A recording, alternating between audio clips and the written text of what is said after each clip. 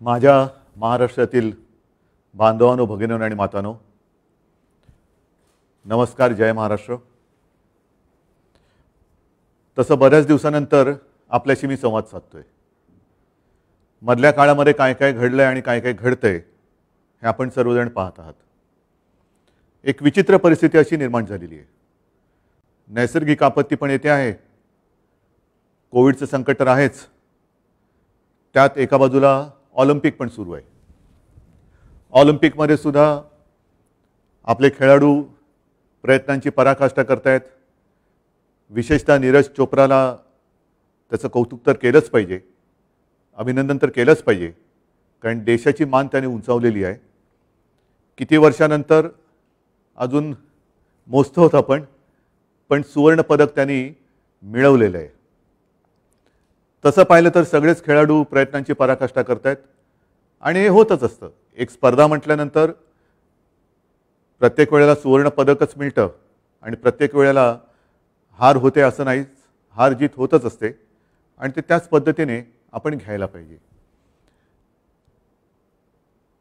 एक 7 दिवसानंतर आपला स्वातंत्र्य दिन येतोय, 15 ऑगस्ट. 75व्या स्वातंत्र्याच्या वर्षात आपण आपला देश पदार्पण करणार आहे. त्याच्या आधीचा सगळा इतिहास, तो संघर्ष, त्याला आता 75 वर्ष होत आली. 15 ऑगस्टला तर शुभेच्छा आपण देऊच, पण 15 ऑगस्ट स्वातंत्र्य दिन म्हटल्यानंतर त्यावेळेला जसं आपण एक इतिहास वाचत असताना जनतेने आपल्या कसा संघर्ष केला, त्यावेळेच्या पिढीने कसं झोकून देऊन आपल्यासाठी स्वातंत्र्य मिळवलं, तो काळ सगळा लक्षात घेऊन त्याच्या नुसत्या आठवणी काढून उपयोग नाही, तर आपण पण एक निश्चय केला पाहिजे. आपल्याला असं वाटलं होतं गेल्या वर्षी की 1 वर्षभरामध्ये कोविडचं संकट नाहीसं होईल. अजून काय जात नाही आहे. कमी जास्त प्रमाणामध्ये ह्या लाटा येत जात आहेत, धडकत आहेत. किती लाटा येतील, किती वेळेला आपल्याला या लाटा धडकणार आहेत ह्याचा अजूनही अंदाज येत नाही. आणि म्हणून मला असं वाटतं की या स्वातंत्र्य दिनाच्या 8 दिवस आधीच मी आपल्याला एक नम्र विनंती करतोय की तो सगळा संघर्ष, त्याच्या नुसत्या आठवणी जागून उपयोग नाही आहे. नाहीतर या अशा संघर्षाला आणि स्वातंत्र्याला काही अर्थ नाही आहे. आपण एक अशी एक जिद्द, आपण एक निश्चय केला पाहिजे, मी म्हणेन प्रतिज्ञा घेतली पाहिजे की जसं त्यावेळेला 150 वर्षाची गुलामगिरी, 150 वर्षाचं पारतंत्र्य आणि इंग्रजांचं राज्य हे आपण उलथवून टाकलं, तशीच ही कोविडची दहशत, कोविडची टांगती तलवार ही सुद्धा आता आपल्याला उलथवून टाकावीच लागेल. तिचा सुद्धा एकदा कायमस्वरूपी निसरा करावाच लागेल. कोविडबद्दल मी नंतर बोलणारच आहे, कारण मला कल्पना आहे की साधारणतः आपल्या सगळ्यांचं लक्ष आहे की मी नेमकं काय काय शिथिल, कुठे बंधनं शिथिल करणार आहे, कुठे अजून निर्बंध ठेवणार आहे, याच्याकडे आपलं लक्ष आहे. त्याच्याबद्दल मी थोडंसं बोलणार आहेच, थोडंसं नाही भरपूर बोलणार आहे. पण तत्पूर्वी ज्या काही नैसर्गिक आपत्तीला आपल्याला तोंड द्यावं लागतंय त्याचा आपण एक थोडासा विचार करण्याची आवश्यकता आहे. पावसाळ्याची सुरुवातच गेल्याही वर्षी आणि याही वर्षी चक्रीवादळाने झाली. गेल्या वर्षी निसर्ग चक्रीवादळ आपल्यावरती धडकलं, यावेळेला ते तोक्ते वादळ, चक्रीवादळ आपल्याला आपल्या किनाऱ्याला स्पर्शून गेलं. हानी करायची तेवढी केलीच त्यांनी. त्याच्यानंतर अचानक जो काही पूर आला, हे सगळे विचित्र होते. काही दिवसांचा, काही महिन्यांचा पाऊस हा एका दिवसात आणि काही तासामध्ये कोसळायला लागलेला आहे. त्याची कारणं आपण काही देऊ शकतो. ढगफुटी झाली, मग तुम्हाला अंदाज नाही का आला? अंदाज होता. वेधशाळेने आपल्याला अंदाज दिला होता की अतिवृष्टी होईल, पण ही अतिवृष्टी किती होईल ह्याचं परिमाण अजूनही मला नाही वाटत जगामध्ये कोणी मोजू शकलेलं असेल. पाऊस पडला म्हणजे असा काही तुफान पडला आणि पूर, आपली धरणं, आपल्या नद्या ह्या ओसंडून व्हायला लागल्या. मग काही ठिकाणी आपल्याला धरणांची पातळी कमी करायला विसर्ग करावा लागला पाण्याचा. मग ते सोडलेलं पाणी खाली सांगली, कोल्हापूर, तिथल्या नद्या फुगल्या, तिथल्या गावात गेलं, शहरात गेलं. इकडे वशिष्ठी, सावित्री या सगळ्या नद्यांना पूर आला. मग चिपळूण पाण्याखाली गेलं, महाड पाण्याखाली गेलं. एक गोष्ट मला आपल्याला आवर्जून सांगायची की आता हे दरवर्षीचं संकट आणि त्यातून येणारी आपत्ती, त्यातल्या त्यात अतिवृष्टीचा इशारा मिळाल्यानंतर आपल्या प्रशासनाने मी म्हणेन खरंच कौतुकास्पद काम केलं. जवळपास नाही म्हटलं तरी 4.5 लाख आपल्या नागरिकांना, माता बांधवांना त्यांनी सुरक्षित स्थळी नेलं. म्हणजे जिथे जिथे आपल्याला असं वाटलं होतं की इकडे पाणी येणार आणि आलं, जर का ह्या नागरिकांना आपण वेळेत हलवलं नसतं, तुम्हीच विचार करा, 4,37,000 आणि काही अशा नागरिकांना आपण वेळेमध्ये स्थलांतर केलं नसतं तर काय आक्रीत घडलं असतं. आपण त्यांची जीवितहानी होऊ दिली नाही, हे एक थोडं समाधानाची बाब नक्कीच आहे. मात्र ज्या दरडी कोसळल्या त्याच्यामध्ये आपले रस्ते तर खचून गेलेच. काही ठिकाणी मी बघितलं, पन्हाळ्याच्या इथे वगैरे रस्ते खचलेत, घाट खचलेले आहेत. आणि दरडी कोसळून गावाच्या गावं, रायगडमध्ये मी गेलो होतो, तळेगाव बघितलं, म्हणजे तिकडे गाव होतं याची नामोनिशाणी कुठे शिल्लक नव्हती.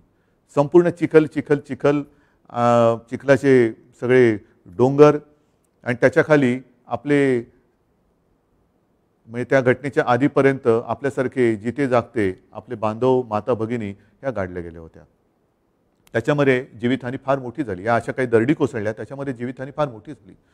आता ह्या दरडी कोसळण्याचं प्रमाण हे वाढायला लागलेलं आहे, पूर येण्याचं प्रमाण हे वाढायला लागलेलं आहे. एक 2-4 दिवसापूर्वी सिक्कीमचे मुख्यमंत्री माझ्या भेटीला आले होते आणि बोलता बोलता त्यांनी सुद्धा हेच सांगितलं की सिक्कीममध्ये सुद्धा दरडी कोसळण्याचे प्रकार आता वाढायला लागलेले आहेत. हे सगळं आता वेगळं वेगळं काहीतरी संकट आता आपल्या अंगावरती यायला लागलेलं आहे. असे एक म्हणतात की ग्लोबल वॉर्मिंगमुळे आईसबर्ग म्हणजे ज्या हिमनग हे आता वितळणार आणि वितळायला लागले, त्याच्यामुळे पाण्याची पातळी वाढेल. पण त्याचबरोबरीने आपण हा विचार नाही केला की आपण मग ते कोणतेही काम असेल, विकास कामं म्हणा, आणि विकास कामं नाही म्हटली तरी एक डोंगराचं आयुष्य म्हणा, ह्याचं मोजमाप केलेलं नाही आहे. मग या दरडी कोसळायला लागलेल्या आहेत. काही धोकाग्रस्त, दरडग्रस्त होऊ शकतील अशा काही वसाहती आहेत. आपल्याला आता कायमस्वरूपी विचार करावा लागणार आहे. म्हणून मी तिथे जेव्हा गेलो होतो, एक साधारणतः अशी एक परंपरा आहे, नाहीतर अशी एक पद्धत आहे की मुख्यमंत्री आल्यानंतर एका पॅकेजची घोषणा करतात. मी स्पष्टपणाने म्हटलं होतं, मी आल्याबरोबर ती पॅकेजची घोषणा करणार नाही, परंतु कोणालाही वाऱ्यावरती सोडणार नाही. आणि त्याप्रमाणे जे मी बोललो होतो, आल्यानंतर मंत्रिमंडळाची बैठक झाली, उपमुख्यमंत्री होते, सगळे मंत्रिमंडळातील सहकारी होते, त्यांनीसुद्धा ह्या पूरग्रस्त आणि आपत्तीग्रस्त विभागाचा दौरा केला होता. आज देखील अनेक मंत्री, जे पालकमंत्री आहेत, हे तिथे तिथे त्या त्या जिल्ह्यामध्ये या आपत्तीग्रस्तांच्या मदतीला आणि सहाय्यासाठी तिथे हजर आहेत. आम्ही एक आढावा घेतला काय करता येईल, कारण घरदारं तर वाहून गेली होती, घरादारामध्ये, दुकानांमध्ये चिखल झाला होता. आणि हा सगळा विचार केल्यानंतर तात्काळ आणि कायमस्वरूपी यासाठी 11,500 कोटी हा निधी, 11,500 कोटी रुपयांचा निधी आपण त्याच्यासाठी मंजूर केलेला आहे. वाटप सुरू झालेलं आहे. तात्काळ मदत आणि ज्याला आपण लॉंग टर्म म्हणतो अशा उपाययोजना याच्यावरती विचार करून आपण ते आता करणार आहोत. आजपर्यंत ही काय पहिली वेळ नाही आहे की अशी संकटं यापूर्वी आलीच नव्हती, आली होती. आल्यानंतर आपण साधारणतः काय करतो की तज्ज्ञांची एक समिती नेमतो. ती तज्ज्ञांची समिती अभ्यास करते, अहवाल सादर करते. अहवाल आल्यानंतर मग मात्र त्याची अंमलबजावणी होत नाही. मग कशाला नेमायच्या समित्या, कशाला घ्यायच्या अहवाल. आता ती वेळ ही गेलेली आहे आणि नवीन वेळ अशी आलेली आहे की आजपर्यंत ह्या ज्या काही अहवालामधल्या सूचना आहेत त्यासुद्धा मला येत्या आठवड्यात येत आहेत, त्यासुद्धा येत आहेत. त्या अहवालातल्या सूचना घेऊन त्याच्यावरती नुसता विचारमंथन नाही, चर्चा चर्वण नाही, तर जर गरज असेल तर वेळ प्रसंगी कठोर उपाययोजना करून आपल्याला हे पुढे येणारं संकट हे थोपवावंच लागेल. कारण नाहीतर मग नुसत्या याच गोष्टी होत राहणार. मी जिथे जिथे गेलो अनेक ठिकाणी, म्हणजे माझ्यासमोर मी आकडे ठेवलेले आहेत. 349 निवारा केंद्रांमध्ये जवळपास आपण 50,000 नागरिकांची सोय केलेली आहे, जवळपास 50,000. पण त्यांच्यापैकी ज्यांना मी भेटलो त्यांचं सगळ्यांचं म्हणणं हेच होतं की आता याच्यावरती आम्हाला कायमस्वरूपी तोडगा द्या. एक तर आपल्याला ह्या धोकादायक वस्त्या आहेत ज्या कधी त्यांच्यावरती दरडी कोसळू शकतात, त्यांचं पुनर्वसन करावं लागेल. काही ठिकाणी जिकडे गावामध्ये पाणी घुसतं, चिपळूणमध्ये असेल, महाडमध्ये आहे, सांगली आहे, इकडे पाण्याचं व्यवस्थापन, पुराचं व्यवस्थापन हे करण्यासाठी एक दूरगामी योजना ही आपल्याला आखावीच लागेल आणि त्या दृष्टीने सरकार पावलं टाकतंय. हे झालं या आपत्तीच्या बाबतीत. त्याच्यानंतर काही सामाजिक विषय आहेत. आपल्याला कल्पना आहे मधल्या काळामध्ये मी त्याच्यानंतर उपमुख्यमंत्री आपले अजितदादा आणि अशोकराव हे आपल्या देशाच्या माननीय पंतप्रधान मोदीजींना जाऊन आम्ही भेटलो होतो आणि त्यांना आपल्या राज्याच्या काही गोष्टींबद्दल सहकार्य करण्याची विनंती केली. बाकीच्या गोष्टी मी आता सांगत बसत नाही, पण त्याच्यात दोन गोष्टी होत्या. एक म्हणजे ह्या आपत्तीच्या वेळेला NDRFचे जे निकष आहेत मदतीचे ते आता जुने झालेत. 2015 प्रमाणे आपण मदत आता देऊ शकत नाही, आता वाढीव मदत द्यायला पाहिजे. आणि म्हणून आम्ही विनंती केली की NDRFची जी काही मदत येते त्याचे निकष आता काळानुरूप हे बदलायला पाहिजे, मदत ही वाढवली पाहिजे. हा एक मुद्दा झाला. आणि दुसरा महत्त्वाचा मुद्दा तो म्हणजे आरक्षणाचा. मराठा आरक्षण आहे, OBCचं आरक्षण आहे. OBCचं आरक्षण, राजकीय आरक्षण हे रद्द केलं गेलेलं आहे. आपण ज्याला एम्पिरिकल डेटा म्हणतो त्याची मागणी केलेली आहे की आम्हाला जनगणना करायची आहे आणि ती जर केली गेलेली असेल तर त्याची माहिती केंद्राने आपल्याला द्यावी. आणि दुसरा महत्त्वाचा मुद्दा होता जो मराठा आरक्षणाच्या बाबतीत होता आणि आहे तो म्हणजे आरक्षण देण्याचा अधिकार सर्वोच्च न्यायालयाने सांगितलं होतं की हा अधिकार राज्याला नाही, केंद्रालाच आहे. म्हणून आपण त्यांना विनंती केली होती एक तर आपल्या अधिकारामध्ये या समाजातील सगळे जे माझे गोरगरीब आहेत त्यांना त्यांचा न्याय हक्क मिळवून द्या, त्यांना आरक्षण द्या. आणि नाही तर 50% अट शिथिल करून आपण राज्यांना म्हणजे आम्हाला हा अधिकार द्यावा. आता ही विनंती केल्यानंतर एक 2 दिवसापूर्वी आपल्याला सर्वांना कल्पना आहे की हा जो आरक्षणाचा अधिकार आहे तो केंद्राने आता लोकसभेमध्ये त्याच्यावरती चर्चा चर्वण होईल. पण एक ते आता त्या घटनेत दुरुस्ती करतायत की 50 आपलं आरक्षणाचा अधिकार जो आहे तो राज्यांना परत देणार. माझी विनंती आहे आणि मला विश्वास आहे की नुसते अधिकार राज्याने देऊन आता होणार नाही, कारण 50%ची अट जोपर्यंत शिथिल होत नाही तोपर्यंत आपल्याला वाढीव आरक्षण हे देता येणार नाही. मग पुन्हा तो सगळा अभ्यास करावा लागेल आणि मग ते काय कमिशन नेमा, त्यांचा अहवाल घ्या, मग त्याच्यामध्ये ते सिद्ध करा. त्यापेक्षा 50%ची अट शिथिल करून आम्हाला तुम्ही द्या. आम्ही ज्यांना ज्यांना द्यायचं आहे जे योग्य आहे त्या सर्वांना आमच्या अधिकारामध्ये आम्ही त्यांचे ते न्याय हक्क मिळवून देऊ. हे जर का नाही झालं तर नुसते अधिकार आपल्याला देऊन काही उपयोग होणार नाही. आणि मला विश्वास आहे की माननीय पंतप्रधान जसं त्यांनी राज्यांना अधिकार देण्याचं एक मान्य केलं तर ही अटसुद्धा ती काढतील हा मला विश्वास आहे. बघूया 2-4 दिवसात आपल्याला कळेल. आता हे झाल्यानंतर महत्त्वाचा जो मुद्दा आहे तो म्हणजे कोविड. अजूनही कोविड जाता जात नाही आहे, ही आपत्ती अजून काही जात नाही आहे. किती वेळा आपण हे असं उघडझाप करत राहायचं. पहिली लाट आली, दुसरी लाट आली, गेल्या वर्षीचे सण आणि या वर्षीचे सण अजून तसे पूर्ण सुरू नाही झाले. अजून आपले गणपती बाप्पा यायचे आहेत, मग आपली नवरात्री सुरू होणार, मग दिवाळी येणार, हे सगळं सुरू होणार. गेल्या वर्षी सणांच्या नंतर 2 लाटा आपण अनुभवल्या. आज देखील तो सगळा काळ आठवला तर अंगावरती काटा उभा राहतो. या काळामध्ये आपण एक गोष्ट शिकलेलो आहोत की जर हा संसर्ग थोपवायचा असेल तर कोविडसाठी ज्या काही आपल्याला गोष्टी पाळायच्या आहेत त्या पाळाव्याच लागतील. आता लसीकरणाचा वेग वाढलेला आहे. आपण एका दिवसामध्ये मला असं वाटतं की 8 लाख लोकांना लसीकरण केलेलं आहे. हा आपला एक मी विक्रम ह्या अर्थाने नाही म्हणत, पण ही आपली क्षमता आहे. 10 लाख 15 लाख इथपर्यंत सुद्धा आपण जाऊ शकतो.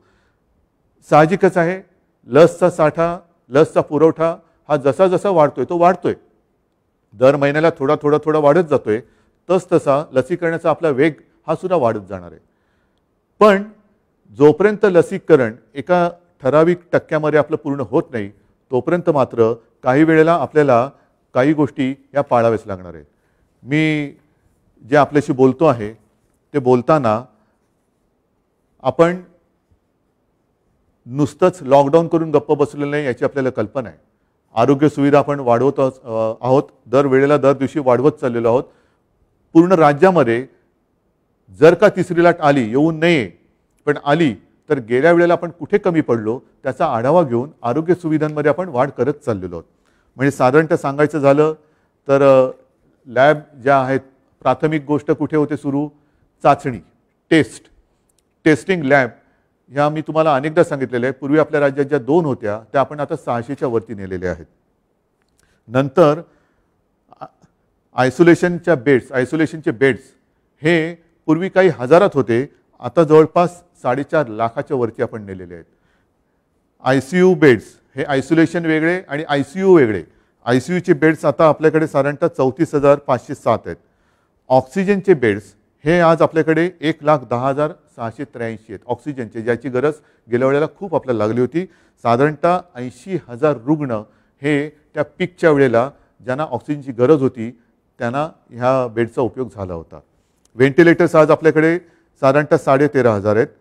बाकी मास्क वगैरे ह्या तर गोष्टी झाल्याच, त्या तर आहेतच.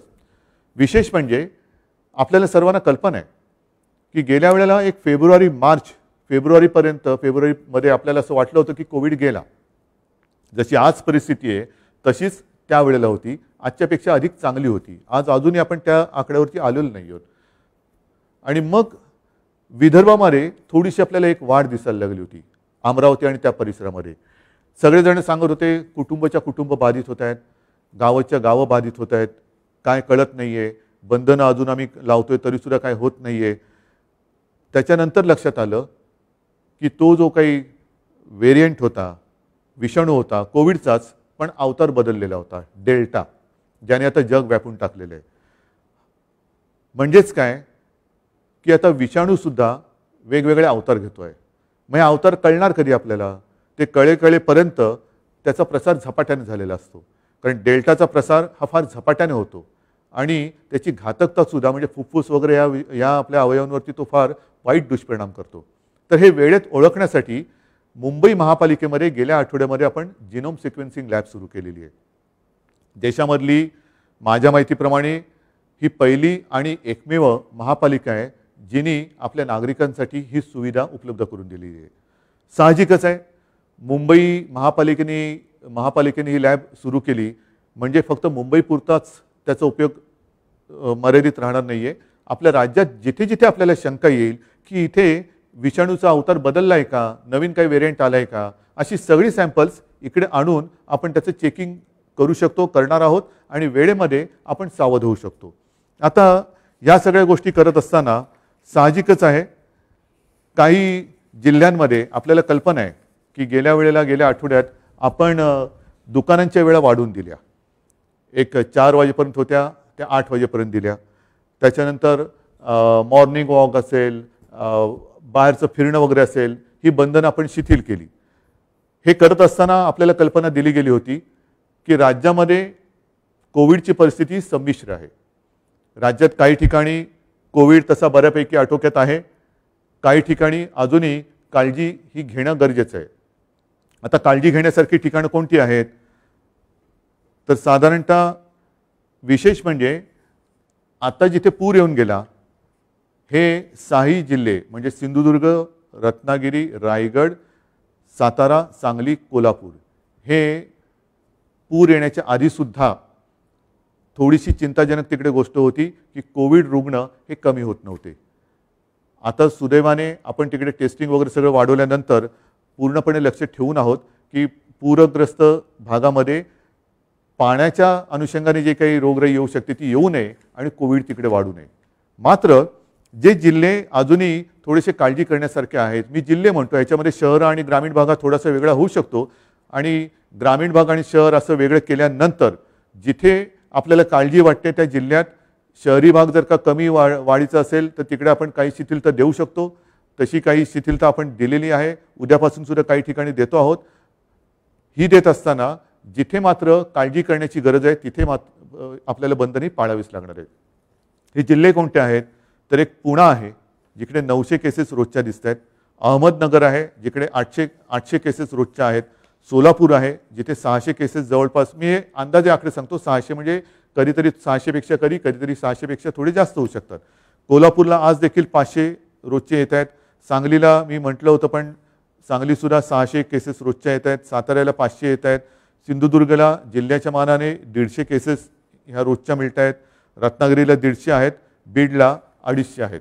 म्हणजेच काय की ह्या जिल्ह्यांमध्ये आपल्याला आजही काळजी घेण्याची ही गरज आहे. मग आता ही काळजी घेताना तिथलं जे काय स्थानिक प्रशासन आहे त्या प्रशासनाची जबाबदारी ही फार मोठी आहे.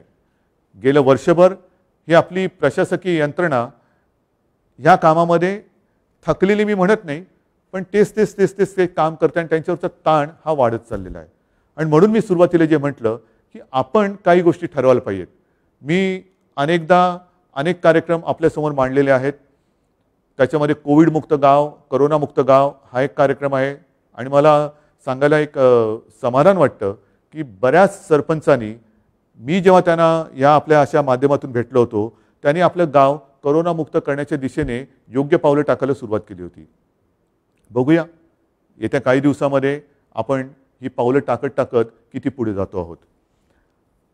लसीकरणाच्या बाबतीमध्ये मी आपल्याला सांगितलं की लसीकरण करताना आपल्याला वेग आता वाढवत आहोत. आणि 2 डोस घेतलेले नागरिक किती आहेत, आपल्याला थोडीशी वर्गवारी करावी लागते की लसीचे 2 डोस कोणी घेतलेले आहेत, 2 डोस पूर्ण करून 15 दिवस किती जणांचे झालेले आहेत, आणि मग त्यांच्या हालचालींवरती आपण किती निर्बंध आणण्यापेक्षा किती शिथिलता देऊ शकतो. या सगळ्या गोष्टी करताना ज्याला आपण कोविड ॲप्रोप्रिएट बिहेवियर म्हणतो, म्हणजे मास्क घालणं, हात धुणं आणि अंतर राखणं, या काही गोष्टी आपल्याला इतर ठिकाणी सुद्धा आणणं गरजेचं आहे. इतर ठिकाणी म्हणजे कुठे, तर मी उद्योजकांना सुद्धा सांगितलेलं आहे, ऑफिसेसना पण सुद्धा मी सांगतो आहे की तुम्ही सुद्धा तुमच्या कामाच्या कार्यालयीन वेळा ज्या आहेत त्याची विभागणी करा. आपल्याला बंद करण्यामध्ये काही मजा येते अशातला भाग नाही. मी तर म्हणतो 24 तास आपण उघडे ठेवू, सगळे कारभार आपले 24 तास उघडे ठेवू, पण कामाच्या वेळा त्याची विभागणी करू. गर्दी टाळा. गर्दी झाली तर रुग्णवाढ होण्याचा संभव असतो. आणि ह्या सगळ्या गोष्टींचा विचार केल्यानंतर एक 2-3 दिवसापूर्वी माझ्याकडे महाराष्ट्रातील रेस्टॉरंटचे असोसिएशनचे सगळे लोक आले होते आणि त्यांनी मला विनंती केली. मी समजू शकतो की अडचण सगळ्यांनाच आहे की आम्हाला 4 वाजेपर्यंतच मुभा आहे, पुढे कसं करणार. मी त्यांच्याशी बोललो, त्यांनी सुद्धा खूप चांगलं सहकार्य करण्याचं एक मान्य केलं. मला म्हणाले, उद्धवजी आपण म्हणता ते आम्हाला मान्य आहे, पण आम्ही साधारणतः कधी उघडू शकतो. आणि मी त्यांना सांगितलं की येत्या सोमवारी म्हणजे उद्या आपण राज्यातल्या टास्क फोर्सचा जो एक आढावा घेतो, टास्क फोर्स एक आढावा घेतं आणि मग त्यांच्याकडनं काही नियमावली आपण समजून घेतो की काय करायला पाहिजे, काय करावं आणि काय करू नये. आणि तसं ते केल्यानंतर आपण रेस्टॉरंट्स आहेत, मॉल्स आहेत, मग आपली प्रार्थना स्थळं आहेत, हे एक टप्प्याने आपण सुरू करत जाणार आहोत. मात्र ह्याला नाही म्हटलं तरी एक 8-10 दिवस लागणार आहेत. मला कल्पना आहे की सगळ्यांचा संयम आता तसा थोडा तुटत आलेला आहे, पण संयम तोडू नका. पण हाच एक धोक्याचा क्षण असतो की ज्या वेळेला आपल्याला वाटतं की आता कोविड गेला, आता उघडायला काय हरकत आहे. काही जण हे उघडा ते उघडा, मी मागे सुद्धा बोललेलो आहे, थोडंसं एक काही आपल्या समाजातील घटकांना भडकवण्याचा प्रयत्न करतात. पण मी महाराष्ट्रातल्या जनतेला खरंच धन्यवाद देतो, मनापासून धन्यवाद देतो की अशा सगळ्या उचापत्याकारांना आपण बळी न पडता जे सरकार सांगते ते आपण ऐकत आहात. आणि म्हणूनच महाराष्ट्राचं कौतुक आज जागतिक पातळीवरती होते. मुंबई मॉडेलचं कौतुक आज जागतिक पातळीवरती होते की यांनी कोविडवरती कसं नियंत्रण आणलं. कौतुक आमचं होतंय, पण हे कौतुकाचे मानकरी माझ्या महाराष्ट्रातील नागरिक आहेत. आणि म्हणून हे सगळं श्रेय जे काय आहे, मध्ये एक सर्वे घेतला गेला आणि त्याच्यामध्ये नंबर 1 मुख्यमंत्री, देशामध्ये नंबर 1 मुख्यमंत्री महाराष्ट्राचे मुख्यमंत्री उद्धव ठाकरे. म्हटलं मी नम्रपणाने सांगतो की हे श्रेय माझं नाही, मी नुसता निमित्त मात्र आहे. मी सांगतोय, आपण ऐकत आहात, कारण आपल्याला कल्पना आहे की मी ज्या ज्या काही गोष्टी सांगतोय त्या आपल्या हिताच्या आहेत. अनेक जण आपल्याला कल्पना आहे की आपल्या जवळचे आप्तस्वकीय मित्रमंडळी ही कालच्या कोविडच्या लाटेमध्ये आपल्याला सोडून गेलेली आहेत. हे सगळं कोविडचं थैमान आपण पाहिलेलं आहे. देशामध्ये काय झालं, इतर देशामध्ये काय झालेलं हे टीव्हीवरती आपण पाहिलेलं आहे. आपल्याकडे ते कोणत्याही परिस्थितीत होऊन द्यायचं नाहीये. ऑक्सिजन, त्या ऑक्सिजनला सुद्धा एक मर्यादा आहे. आपल्याकडे आज सुद्धा राज्यामध्ये आपण किती प्रयत्न केला तरी देखील एक साधारणतः 1300-1350 मेट्रिक टन दर दिवशी एवढंच आपण मजल गाठू शकलेलो आहोत. याचं कारण असं की ऑक्सिजनचे प्लांट्स लावायला सुद्धा काही वेळेला बाहेरून यंत्रसामुग्री आणावी लागते आणि ती आणून ती लावणं ह्याच्यामध्ये काही दिवस जात आहेत.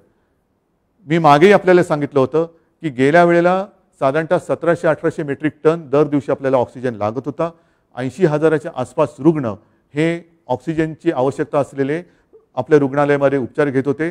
आणि म्हणून आपण आता असं ठरवलेलं आहे की काही शिथिलता आपण आता देत आहोत, बंधनं शिथिल करायला सुरुवात करत आहोत. परंतु एक साधारणतः तिसरी लाट जर का आलीच, कारण केरळामध्ये आता रुग्णवाढ दिसायला लागलेली आहे, इतर देशांमध्ये आता रुग्णवाढ दिसायला लागलेली आहे, तर रुग्णवाढ जर का व्हायला लागली तर रुग्णवाढीचा वेग लक्षात घेऊन साधारणतः आपल्याकडे जी ऑक्सिजनच्या बेडची एक संख्या आहे ती आपण किती दिवसात गाठू शकू ह्याचा एक अंदाज घ्यायचा आणि मग तितके दिवस आधी लॉकडाऊन करायचा. आपल्याला हे करावं लागेल. जर का आपण ह्या काही गोष्टी पाळल्या नाहीत, सार्वजनिक ठिकाणी मास्क घातला नाही, हात धुतले नाहीत, अंतर ठेवलं नाही, तर एक लक्षात घ्या, कोविड अजून गेलेला नाही.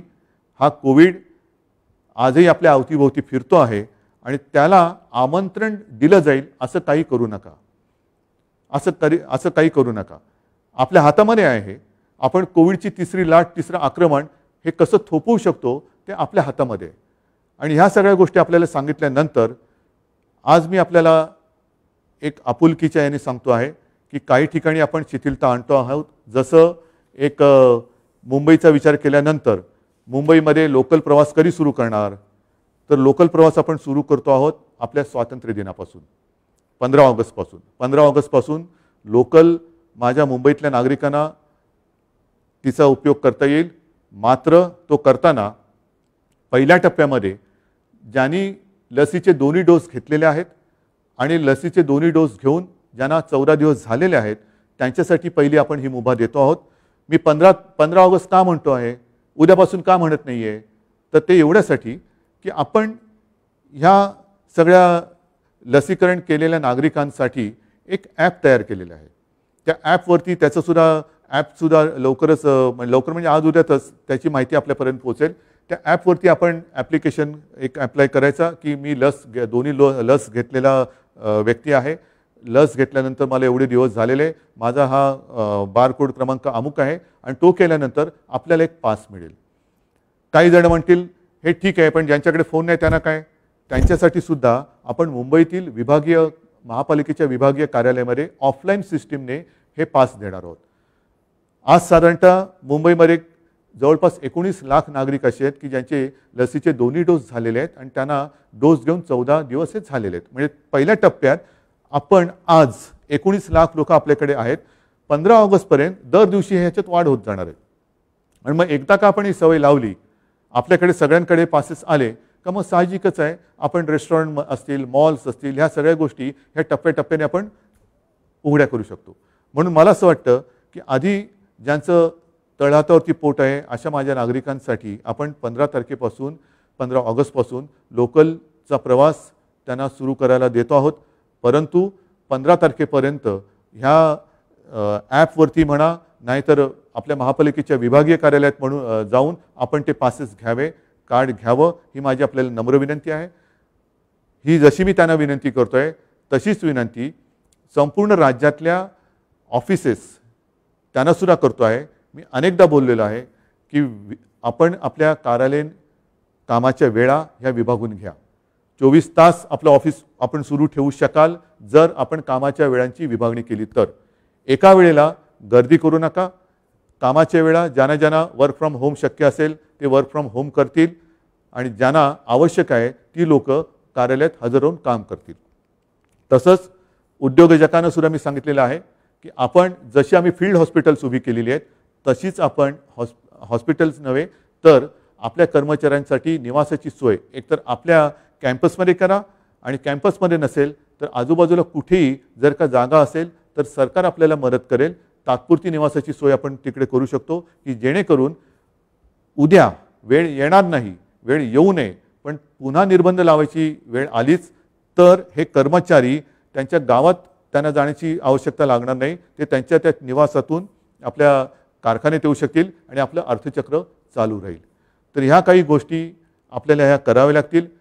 आम्हाला सुद्धा कल्पना आहे आणि कोणालाही असा आनंद वाटत नाही की सगळ्यांना प्रत्येक वेळेला बंधनामध्ये ठेवायचं.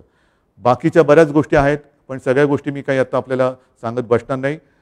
पुन्हा एकदा सगळ्यांना नम्र विनंती करतो आहे की अजूनही संकट टळलेलं नाही. सणासुदीचे दिवस अजूनही आपले पुढे आहेत. या दिवशीसुद्धा गर्दी होणार नाही ह्याचीसुद्धा आपल्याला एक काळजी घ्यावी लागणार आहे. आणि हॉटेल, रेस्टॉरंट्स, मॉल्स, प्रार्थनास्थळं यांच्याबाबतचा निर्णय हा उद्या टास्कफोर्सची मीटिंग जी होणार आहे त्याच्यामध्ये चर्चेला जाऊन तो सुद्धा आपण लवकर जाहीर करू. स्वातंत्र्य दिन 8 दिवसावरती आलेला आहे. तोपर्यंत आपण एक मनामध्ये निश्चय करूया, प्रतिज्ञा करूया की यावर्षी मात्र या स्वातंत्र्य दिनापासून आम्ही सगळेजण शपथबद्ध होत आहोत की लवकरात लवकर आम्ही कोविडपासून मुक्ती, माझा देश, माझं गाव, माझं शहर, माझं कुटुंब सगळेजण आम्ही कोविडमुक्त होऊ. आणि हे स्वातंत्र्य जसं त्यावेळेला लोकमान्य म्हणाले होते की स्वराज्य हा माझा जन्मसिद्ध हक्क आहे आणि तो मी मिळवणारच, त्याच स्वराज्यामध्ये आता कोविडपासून मुक्तता मिळणं हा माझा जन्मसिद्ध हक्क आहे आणि तो मी मिळवणारच हा निश्चय करूया.